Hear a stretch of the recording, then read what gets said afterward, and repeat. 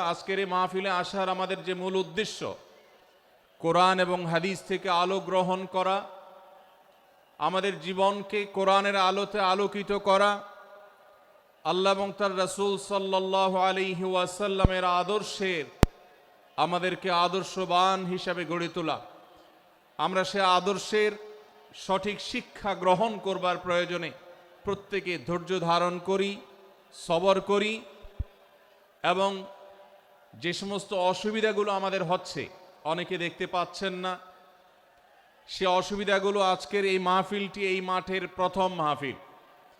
ইনশাআল্লাহ কর্তৃপক্ষ পরবর্তীতে এই মাহফিল যখন আয়োজন করবে, আমরা আশা করব তারা এবারের ভুলগুলো শুধরে নিয়ে পরবর্তীতে দর্শকদের কোনো অসুবিধা যেন না হয় সেই দিকটি তারা বিবেচনা করবেন। আমি আপনাদেরকে ধৈর্য ধারণ করার অনুরোধ করছি। আপনারা সবাই সবর করে, ধৈর্য ধারণ করে নীরবে নিঃশব্দে আলোচনা শুনুন। আল্লাহ আমাদের সবাইকে তৌফিক দান করুন। আমাদের আশেপাশে যারা কথা বলছেন, যারা শব্দ করছেন, সে সমস্ত ভাইদেরকে আশপাশে ভাইয়েরা অনুরোধ করে, অনুনয় বিনয় করে, শক্ত ভাষায় নয়, কোমলতার সাথে, বিনম্রতার সাথে অনুরোধ করে তাদেরকে আমরা করজোড় করে অনুরোধ করে, রিকোয়েস্ট করে তাদেরকে আমরা নীরব করি, নিঃশব্দ করি এবং নীরবে ওয়াজ এবং আলোচনা শোনার পরিবেশ যেন তারা করেন, সেজন্য তাদেরকে সহযোগিতা করি। মাশাআল্লাহ, অনেকখানি নিস্তব্ধ হয়েছে, বাকি যে আওয়াজ হচ্ছে সেটাও আমরা বন্ধ করার চেষ্টা করি। কোরআনের মজলিসে, কোরআনের আলোচনার মজলিসে যদি বিশৃঙ্খলা করা হয়, আলোচনা করা হয়, কথাবার্তা বলা হয়, অন্যকে শুনতে অসুবিধা সৃষ্টি করা হয়, তাহলে সেটা আলাদা একটা গুনাহের কাজ, যেটা ওয়াজের প্যান্ডেলে বসে এই গুনাহের কাজ কোন অবস্থাতে আমরা করতে পারি না। সেজন্য আমরা আশা করব শেষ পর্যন্ত ইনশাআল্লাহ আজকে এই 3 দিন ব্যাপী তাফসীরুল কোরআন মাহফিলের শেষ দিন, একবারে শেষ মুহূর্ত পর্যন্ত আমরা নীরব নিস্তব্ধ হয়ে আলোচনা শুনব। সারা দেশে যত শত সহস্র মাহফিল হচ্ছে, আজকের এই মাহফিল নানা কারণে অনন্য এবং একটা বিশেষ দৃষ্টান্ত স্থাপন করেছে। আজকের এই মাহফিলের অন্যতম বৈশিষ্ট্য হলো যে এই মাহফিলে গতানুগতিক মাহফিলগুলোর মতো গভীর রাত পর্যন্ত আলোচনা হয় না। এটি একটি ভালো দিক এবং একটি আদর্শ মাহফিলের অন্যতম পূর্ব শর্ত। গভীর রাত পর্যন্ত দূর দূরান্তে মাইক লাগিয়ে ওয়াজ মাহফিল আয়োজন করা কোনো আদর্শ মাহফিলের চিত্র হতে পারে না। সেই বিচারে, সেই দৃষ্টিকোণ থেকে আদ-দ্বীন ফাউন্ডেশনের আজকের এই মাহফিলটি অত্যন্ত চমৎকার এবং অসাধারণ মাহফিল। কারণ এই মাহফিলের গত 2 দিনের খবর আমি নিয়েছি এবং আজকের দিন সম্পর্কে আমি জেনেছি যে গভীর রাত পর্যন্ত এবং দূর দূরান্ত পর্যন্ত মাইক লাগিয়ে মানুষকে ডিস্টার্ব করার মতো মাহফিল এখানে হচ্ছে না। এটি একটি ভালো দিক। দ্বিতীয়ত হলো, ওয়াজ মাহফিল থেকে শুধুমাত্র ওয়াজ বা আলোচনা নয়, এখান থেকে দ্বীনি বই পুস্তক, কোরআন এবং হাদিসের আলোকে রচিত যে সমস্ত ধর্মীয় বই পুস্তক আমাদের প্রয়োজন হয়, সেই সমস্ত বইয়ের প্রয়োজন মেটাবার জন্য আপনারা জানেন এখানে 20-25টি বুক স্টলের ব্যবস্থা করা হয়েছে। বিশাল বড় বই মেলার আয়োজন করা হয়েছে। অর্থাৎ জ্ঞান বিতরণের 2টি মাধ্যম এখানে একসঙ্গে পাওয়া যাচ্ছে। আমরা কোরআন থেকে আলোচনা শুনছি, আবার কোরআন হাদিসের আলোকে রচিত বই পুস্তক আমরা সাথে নিয়ে যেতে পারছি। এটিও এই মাহফিলের একটি বিশেষ বৈশিষ্ট্য। তৃতীয়ত হলো, আমাদের মা বোনদের প্রবেশ পথ, তাদের অবস্থান, এগুলোকে এতটাই স্বাতন্ত্র করা হয়েছে, এতটাই এগুলোকে সেপারেট করা হয়েছে যে সেগুলো তাদের প্রাইভেসি, তাদের পর্দার যে বিধিবিধান, তাদের যে ব্যক্তিত্ব, তাদের যে অন্যান্য দিকগুলো আছে সেগুলোকে খুব ভালোভাবে মেনটেন করা হচ্ছে। এটিও একটি আদর্শ মাহফিলের গুরুত্বপূর্ণ দিক। আজকাল অনেক ওয়াজ মাহফিলে মা বোনদের জন্য ওয়াজ শোনার ব্যবস্থা রাখা হয়, কিন্তু সেই সমস্ত ওয়াজ মাহফিলে মা বোনদের পর্দা সুন্দরভাবে সুচারুরূপে তারা আসা এবং নিরাপত্তার সাথে আবার ফিরে যাওয়ার মতো পৃথক আসা যাওয়ার রাস্তা ইত্যাদির ব্যবস্থা করা হয় না, যা বহুবিধ ফিতনার কারণ হয়ে থাকে। আজকের এই মাহফিলটিতে সেই দৃষ্টিকোণ থেকে একটি অনন্য দৃষ্টান্ত স্থাপিত হয়েছে যে মা বোনদের জন্য পৃথক ওয়াজ শোনার ব্যবস্থা এবং রাস্তাঘাট পৃথক, যাতে করে তারা তাদের সেই পর্দার বিধিবিধানগুলো মেনটেন করে চলতে পারেন। এই জন্য আমি কর্তৃপক্ষকে বিশেষভাবে ধন্যবাদ দিতে চাই। সেই সাথে আজকের একটা মাহফিলের সম্পূর্ণ নতুন দিক যুক্ত হয়েছে, যেটা আপনারা দেখেছেন, তা হলো প্রত্যেক আলোচক আলোচনা করার আগে তার বায়োগ্রাফি পেশ করা হচ্ছে, তার জীবন বৃত্তান্ত পেশ করা হচ্ছে এবং সংক্ষেপে তার সম্পর্কে ধারণা দেয়া হচ্ছে। এটিও একটা চমৎকার দিক এবং আমার জানা মতে বাংলাদেশের যে কোনো মাহফিলে এটি প্রথম দৃষ্টান্ত। সেই সাথে এই মাহফিলে আগত আমাদের সম্মানিত দর্শক শ্রোতা মণ্ডলীর জন্য প্রাথমিক চিকিৎসা সম্পর্কে যেন তারা ধারণা নিতে পারেন সেজন্য অনেকগুলো বুথ করা হয়েছে। এই বুথগুলো থেকে একজন মানুষ তার প্রাথমিক স্বাস্থ্য এটার পরীক্ষা নিরীক্ষা বা নিজের চিকিৎসা সম্পর্কে স্টেপ কিভাবে নেবেন সে সম্পর্কে আদ্দিন সকিনা মেডিকেল কলেজের তরফ থেকে একটি বিশেষ আয়োজন হলো, যে বিশেষ ক্যাম্প এবং বুথ করে করে আমাদের দর্শক শ্রোতাকে এই দিক থেকে বিশেষ সার্ভিস দেওয়া হচ্ছে। পর্যাপ্ত টয়লেটের ব্যবস্থা করার কথা আমি শুনতে পেরেছি, জানতে পেরেছি, এবং বক্তাদের আলোচকদের বিভিন্ন উক্তি সম্বলিত ফেস্টুন আমি দেখেছি, যেটা অত্যন্ত নতুন একটা দিক। যদিও সেখানে বক্তাদের ছবি না থাকলে, প্রিন্টেড ছবি না থাকলে সেটা ভালো ছিল। আমি আশা করব কর্তৃপক্ষ সেটি পরবর্তীতে খেয়াল রাখবেন। সেই সাথে আমি একটি বিশেষ অনুরোধ তাদেরকে করেছি, তা হলো এই 3 দিন ব্যাপী তাফসিল কোরআন মাহফিলে আলোচকগণ কোরআন এবং হাদিস থেকে যে সমস্ত আলোচনা বক্তব্য পেশ করেছেন এবং করবেন তার সবগুলোর সামারি একটি স্মারক গ্রন্থ আকারে যদি প্রকাশ করা হয়, একটি স্মারক পুস্তিকা আকারে প্রকাশ করার পর যদি এটি বিতরণ করা হয়, তাহলে মাহফিলটি হারিয়ে যাবে না, মাহফিলটি আমাদের ঘরে ঘরে থেকে যাবে, আমাদের জীবনকে আলোকিত করবে। আমি আশা করব ওয়াজ মাহফিল, যেটি এই দেশের সবচেয়ে প্রাচীনতম কালচারের অন্যতম, এদেশের সবচেয়ে শক্তিশালী সংস্কৃতির অন্যতম হলো ওয়াজ মাহফিল। এই ওয়াজ মাহফিলগুলো আদর্শ ওয়াজ মাহফিলে পরিণত হবে। এই ওয়াজ মাহফিলগুলো মানুষের বিরক্তির কারণ হবে না। শহর এলাকায় রাত বিরাতে গভীর রাত পর্যন্ত দূর দূরান্তে মাইক লাগিয়ে মানুষের দুর্ভোগ সৃষ্টির কারণ হবে না। উচ্চ শব্দ দিয়ে মানুষকে বিরক্ত করার কারণ হবে না মাহফিলগুলো। আমরা যদি আদর্শ ওয়াজ মাহফিলের দৃষ্টান্ত স্থাপন করতে পারি, তাহলে এই দেশ কোরআনের আলোয় আলোকিত হবে, হাদিসের আলোকে আলোকিত হবে, আমাদের ঘরগুলো আলোকিত হবে দ্বীনের নূর এবং আলো দ্বারায়। আল্লাহ রাব্বুল আলামিন আমাদের সবাইকে কোরআন এবং হাদিসের আলো থেকে আলোকিত হওয়ার তৌফিক দান করুন। আজকের এই মাহফিলে আমরা যেরকম সবাই সমবেত হয়েছি, মাশাআল্লাহ চরম নীরব নিস্তব্ধ পরিবেশে সবাই পিনপতন নীরব হয়ে এই মুহূর্তে কথা শুনছি। আমি আশা করব শেষ মুহূর্ত পর্যন্ত আমরা এই অবস্থা বজায় রাখবো। আরশে আজিমের মালিকের কাছে ফরিয়াদ করি, হে আল্লাহ, হে আরশের মালিক, আপনি আমাদের সবাইকে এখানে যেরকম একত্রিত হওয়ার তৌফিক দিয়েছেন, জান্নাতুল ফেরদাউসের আঙ্গিনায় প্রিয় হাবিব মুহাম্মদ মুস্তাফা সাল্লাল্লাহু আলাইহি সাল্লামের সাথে আমাদেরকে এরকম একত্র হওয়ার, সমবেত হওয়ার তৌফিক দান করুন, বলুন আমিন।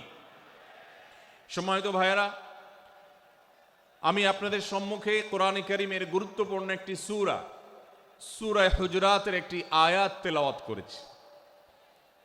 সূরা হুজুরাতের 7টি বিশেষ সামারি আপনাদের সামনে আমি তুলে ধরতে চাই। এই সূরার বিশেষ তাৎপর্য, এই সূরার যে বিশেষ বার্তা, আজ বাংলাদেশের যে সমাজ বাস্তবতা রয়েছে, সেই সমাজ বাস্তবতায় সূরাতুল হুজুরাত প্রতিটি ঘরে ঘরে প্রত্যেক মুসলমানকে বারবার পাঠ করা, পুনর্পাঠ করা প্রয়োজন। আমার রব, আমার আল্লাহ যদি আমাকে শক্তি সামর্থ্য দিতেন, আমি আমার দেশের প্রত্যেক মুসলিম ভাইকে বোনকে হাত জোড় করে, অনুরোধ করে, অনুনয় বিনয় করে সূরাতুল হুজুরাতের শুরু থেকে শেষ পর্যন্ত যে 18টি আয়াত রয়েছে, এই ঐতিহাসিক যে 7টি বিশেষ বার্তা রয়েছে, সে বার্তাগুলো গ্রহণ করবার উদ্দেশ্যে বারবার অর্থ সহকারে সূরাতুল হুজুরাত বুঝে বুঝে পড়ার, এর তাফসীর দেখার, এর সামারিকে বারবার জানার জন্য আমি অনুরোধ করতাম। আল্লাহ তাআলা আমাদের সবাইকে সূরাতুল হুজুরাত এর আলো দ্বারায় সবাইকে আলোকিত হওয়ার তৌফিক দান করুন।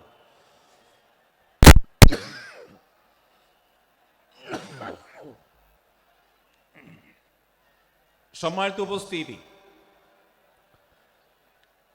আমি যে সূরার সামারি আপনাদেরকে বলতে যাচ্ছি, যে সূরাকে সামনে রেখে আজকের এই ঐতিহাসিক মাহফিলে কোরআনে কারীমের দেওয়া 7টি বার্তা দিতে চাইছি, সেই সূরার নাম হলো সূরাতুল হুজুরাত।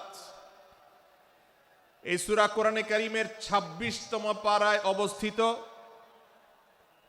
এবং এই সূরা কোরআনে কারীমের সূরার যে সিরিয়াল, সেই সূরার সিরিয়ালে 49তম সূরা।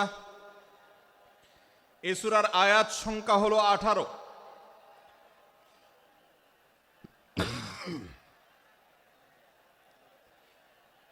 এ সূরার প্রথম থেকে পঞ্চম আয়াত পর্যন্ত, প্রথম এই 5টি আয়াতে আল্লাহ রাব্বুল আলামিন তার প্রিয় নবী মুহাম্মদ মুস্তাফা সাল্লাল্লাহু আলাইহি ওয়াসাল্লাম, সবাই দুরূদ পড়ি, সাল্লাল্লাহু আলাইহি ওয়াসাল্লাম, প্রিয় নবীজির নাম শুনলে দুরূদ পাঠ করতে হয়, তার জন্য দোয়া করতে হয়। কারণ আল্লাহর হাবিব সাল্লাল্লাহু আলাইহি ওয়াসাল্লাম তার সমগ্র জীবনকে যে কষ্টের মধ্যে পার করেছেন, তার সমগ্র জীবনকে উৎসর্গ করেছেন, তা আপনার আমার হেদায়েতের জন্য, গোটা বিশ্ব মানবতার মুক্তির প্রয়োজনে। যিনি তার জীবনকে, যৌবনকে শেষ করে দিয়েছেন, তার সমগ্র জীবনে কখনো ভোগ, উপভোগ এটিকে কখনো তিনি প্রশ্রয় দেননি, প্রাধান্য দেননি। দিনাতিপাত করেছেন অত্যন্ত কষ্টের সাথে, শত সহস্র বাধার সম্মুখীন হয়েছেন, শুধুমাত্র কিয়ামত পর্যন্ত আগত সকল মুসলিম নরনারীর কাছে যেন কোরআনের বার্তা পৌঁছে যায়, সবাই যেন হেদায়েত প্রাপ্ত হয়ে যায়, সবাই যেন মুক্তি প্রাপ্ত হয়ে যায়, সবাই যেন জান্নাতি হয়ে যায়, সবাই যেন জাহান্নাম থেকে মুক্তি লাভ করে, এই উদ্দেশ্যে তার সমগ্র জীবনকে তিনি উৎসর্গ করেছেন। আমাদের হেদায়েতের জন্য, আমাদের কল্যাণের পথে আহ্বানের জন্য, আমাদের জান্নাতে নেওয়ার জন্য, যার সমগ্র জীবনে কখনো ভোগ উপভোগকে প্রশ্রয় দেননি, কষ্টে নিপতিত হয়েছেন, তিনি চাইলে মক্কার রাজত্ব করতে পারতেন, তিনি চাইলে মক্কার সবচেয়ে ভোগী মানুষ হতে পারতেন, কিন্তু সেটা না করে তিনি যে ত্যাগের দৃষ্টান্ত স্থাপন করেছেন, প্রিয় নবী মুহাম্মদ সাল্লাল্লাহু আলাইহি সাল্লামের সেই অবদানের স্বীকৃতি স্বরূপ আমরা তার নাম যখনই শুনব, সাল্লাল্লাহু আলাইহি সাল্লাম বলে তার প্রতি আল্লাহর রহমত যেন, অনুগ্রহ যেন নাজিল হয়, সেজন্য দোয়া করব। আল্লাহ তাআলা তার হাবিবকে রহমত এমনিতেই দান করবেন, আপনি আর আমি তার জন্য রহমতের দোয়া করার মধ্য দিয়ে আমরা সৌভাগ্যবান মানুষের কাতারে শামিল হতে পারবো। তো আমি যেটি বলছিলাম, সূরাতুল হুজুরাতের 1 থেকে 5 নম্বর আয়াত পর্যন্ত এই 5টি আয়াতে আল্লাহ রাব্বুল আলামিন প্রিয় নবী সাল্লাল্লাহু আলাইহি সাল্লামের সাথে আদব এবং শিষ্টাচারের শিক্ষা দিয়েছেন মানব জাতিকে। এবং আল্লাহ রাব্বুল আলামিন ঈমানদারদেরকে পরম মায়ার সাথে ডেকে, ইয়া আইয়ুহাল্লাযীনা আমানু, হে ঈমানদারগণ, এই ডাকে আল্লাহ তাআলা ডেকে বলেছেন, লা তুকাদ্দিমু বাইনা ইয়াদাইল্লাহি ওয়া রাসূলিহি, তোমরা আল্লাহ এবং তার রাসূলের সামনে আগ বেড়ে কোনো কথা বলবে না, আগ বেড়ে কোনো কাজ করবে না। একজন ঈমানদার, একজন মুসলমান, তার এই শিষ্টাচারের শিক্ষা তার জীবনে ধারণ করতে হবে। যখনই আল্লাহ কোনো কথা বলেছেন, আল্লাহ রাসূল সাল্লাল্লাহু আলাইহি সাল্লাম কোনো কথা বলেছেন, এটি নিশ্চিত হতে পারবো আমরা, তখন একজন ঈমানদার আর কখনো সেটার উপর কোনো কথা বলবে না, আগ বেড়ে কোনো কিছু করবে না, কোনো প্রকার সীমা লঙ্ঘন করবে না।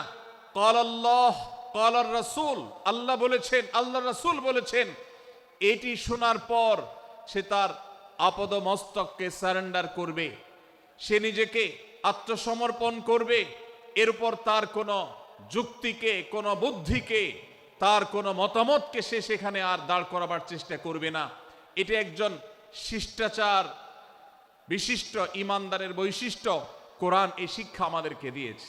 ভাইরা আমার, এই শিক্ষাকে ধারণ করে আমরা যারা নিজেদেরকে মুসলমান দাবি করছি, আমাদের সম্মানীয় যারা আছেন, আল্লাহকে যেরকম আমরা সম্মান করি, আল্লাহ রাসূলকে যেরকম সম্মান করি, ঠিক একইভাবে আমাদেরকে যে সমস্ত মানুষগুলোকে সম্মান করার নির্দেশ করা হয়েছে, ওলামা একরাম রয়েছেন, আমাদের বাবা মা, বয়সে বড়, শিক্ষিত, এবং যারা আমাদের শিক্ষক বৃন্দ আছেন, এভাবে যারা আমাদের সম্মানের পাত্র আছেন, সে মানুষগুলোর সামনে আগ বেড়ে যেন কোনো কিছু না করি। সে আগ বাড়াটা কথার ক্ষেত্রে হতে পারে, চলার ক্ষেত্রে হতে পারে, আচরণের ক্ষেত্রে হতে পারে।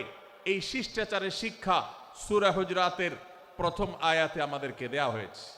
প্রিয় ভাইরা আমার, আমাদের সমাজে আজ যে সমস্ত ভালো গুণের দুর্ভিক্ষ চলছে, ক্রাইসিস চলছে, অভাব চলছে, এর মধ্যে অন্যতম হলো আজ শিষ্টাচারের অভাব। আমাদের সমাজের চতুর্দিকে আপনি দেখতে পাবেন পরিলক্ষিত হচ্ছে।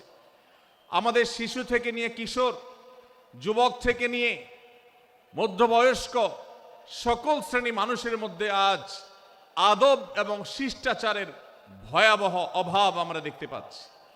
বিশেষ করে পশ্চিমা সংস্কৃতিকে আমাদের এই স্বদেশে, আমাদের এই মুসলমানদের সমাজে জোর করে পুশ করাবার, সে সমস্ত এজেন্ডাকে বাস্তবায়ন করবার যে প্রচেষ্টা এদেশের এক শ্রেণীর মানুষকে করতে দেখা যায়, তারা এদেশের সমাজের খাঁজে বাজে থাকা ইসলামের কৃষ্টি, কালচার এবং সংস্কৃতিগুলোকে ধুয়ে মুছে পরিষ্কার করবার জন্য শত সহস্র উদ্যোগ নিয়েছে।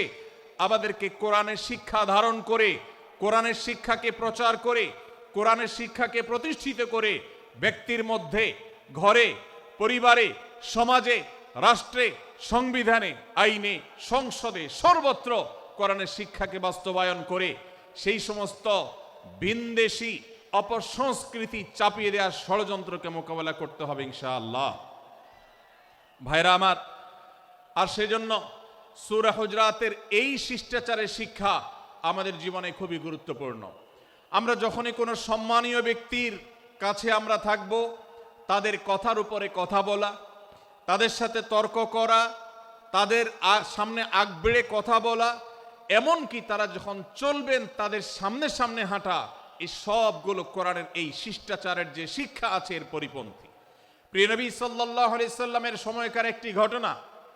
এক ব্যক্তি তার বাবার সাথে হেঁটে যাচ্ছিলেন, বোঝা যাচ্ছিল না যে তাদের মধ্যে বাবাকে সন্তানকে। অনেক সময় বাপ সন্তানের বাহ্যিকভাবে দেখে বোঝা যায় না, এরকম কোনো কোনো ক্ষেত্রে হয়।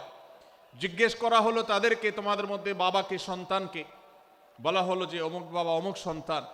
তখন নির্দেশনা দেয়া হলো যে সন্তান তার হাঁটা এবং চলার মধ্য দিয়ে এই বিনয়ের প্রকাশ ঘটাতে হবে, আনুগত্যের প্রকাশ ঘটাতে হবে, সম্মান এবং শ্রদ্ধার প্রদর্শন করতে হবে, যার মধ্য দিয়ে বোঝা যায় যে কে সন্তান আর কে বাবা।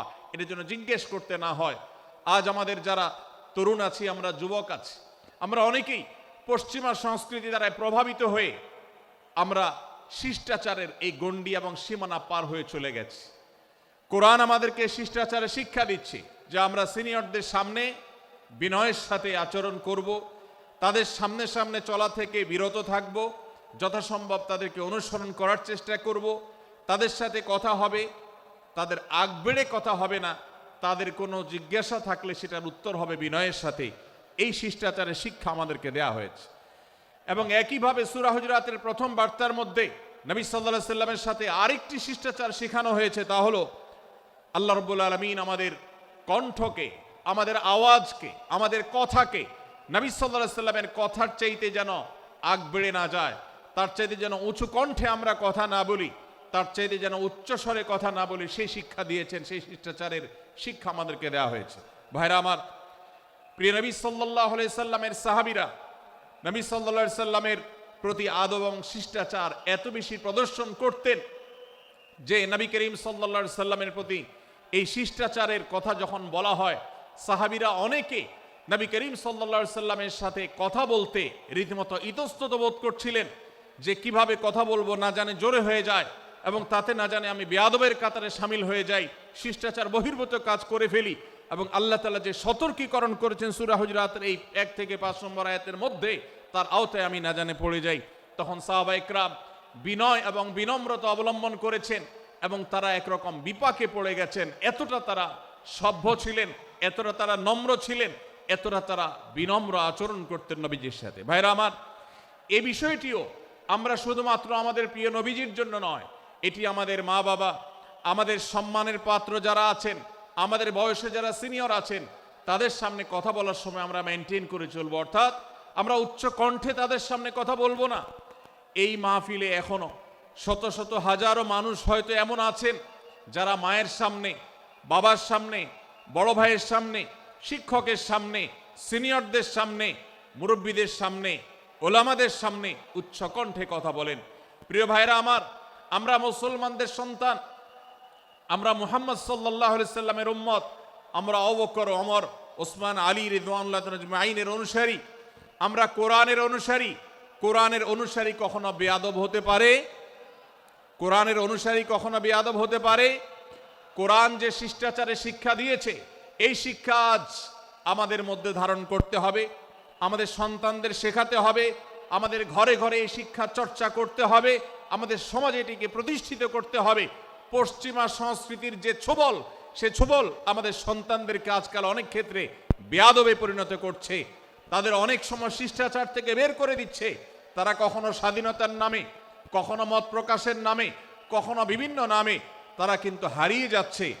আজকের এই বাস্তবতাকে উপলব্ধি করে সূরা হুজুরাতের 1 থেকে 5 নম্বর আয়াত এর শিক্ষাকে আমাদের মধ্যে ধারণ করতে হবে। আল্লাহ তাআলা আমাদের সবাইকে সেই তৌফিক দান করুন। ভাইরা আমার, সূরা হুজুরাতের প্রথম বার্তা প্রিয় নবী সাল্লাল্লাহু আলাইহি সাল্লামের সাথে শিষ্টাচার। আল্লাহ এবং তার রাসূলের সামনে, আল্লাহ এবং তার রাসূলের সামনে আগ বেড়ে কোনো কথা না বলা, আগ বেড়ে কোনো আচরণ না করা, এটা তার প্রতি শিষ্টাচারের অংশ। এবং আল্লাহ রাসূলের সামনে উচ্চ কণ্ঠে জোরে কথা না বলা, এটাও তার প্রতি শিষ্টাচারের অংশ। আল্লাহ তাআলা আমাদেরকে এই শিষ্টাচার আমাদের জীবনের প্রত্যেকটা পদে পদে ধারণ করার তৌফিক দান করুন, বলুন আমিন। ভাইরা আমার, সূরা হুজুরাতের দ্বিতীয় যে শিক্ষা, সেই শিক্ষাটা বর্ণিত হয়েছে এই সূরার 6 থেকে 8 নম্বর আয়াত। 6 থেকে 8 নম্বর এই আয়াতের মধ্যে আল্লাহ রাব্বুল আলামিন আমাদেরকে দ্বিতীয় শিক্ষা দিয়েছেন। ঈমানদার কখনো কোনো কথা বলার আগে সেই কথা সত্য কিনা, বাস্তব কিনা, সেটি যাচাই বাছাই না করে বলবে না। ঈমানদার কখনো গুজবে কান দিবে না। ঈমানদার কখনো শোনা কথার উপরে ভিত্তি করে কোনো সিদ্ধান্ত গ্রহণ করবে না।